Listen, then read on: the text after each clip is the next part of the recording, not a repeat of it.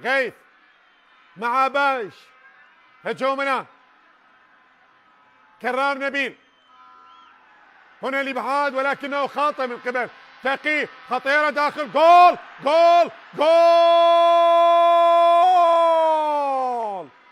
جول للقوة الجوية، هدف لصقور بغداد، هدف لصقور بغداد يبحثون عن العودة للصدارة. جول للقوة الجوية، هدف جميل بمتابعة جميلة باللقطة الماضية وأخطاء على مستوى خط الدفاع، والقوة الجوية يتقدم بأول أهداف المباراة. القوة الجوية يتقدم بأول أهداف المباراة. هدف هدف هدف هدف، هذا الهدف الأول اللي يتقدم من خلاله القوة الجوية. شوف الإعادة، بدأ كرار وهنا الإبعاد الخاطئ، ومن ثم محمد علي عبود بكرة والتمرير الكرة العرضية، ومهند عبد الرحيم يسجل 7 أهدافه في دورينا. هو الهدف الأول، هو الهدف الأول من خلال هذه المباراة. هدف للقوة الجوية مقابل لا شيء لنادي زاخو.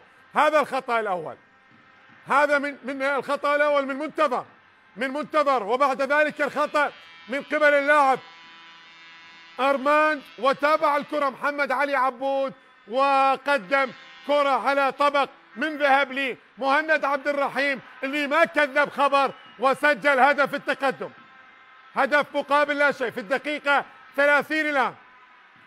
سجل على نادي القاسم، على كربلاء، على الكهرباء ونفط ميسان والصناعة. رمضان، كرة خاطئة الآن، خطيرة للقوة الجوية، جول. أوه، خلصها موغالو. الله، خلاص خلاص خلاص، خلصوها صقور بغداد، خلصوها وموغالو. يظهر موغالو، يظهر البديل الناجح اللي سجل الثاني. هذا موغالو، الله عليك، خطف الكرة. نعم هي كانت خاطئة، كانت من خالد راضي اللي عاد بكرة خاطئة، وبالتالي خطفها محمد علي عبود لموغالو. الله عليك، حطها صح على يمينه، اي والله لعبها صح، سددها صح. موغالو بيمينه على يمين حارس المرمى محمد صالح ليعطي التقدم، والعلامة الثانية زرقاء زرقاء زرقاء للقوة الجوية اللي يتقدم بالهدف الثاني.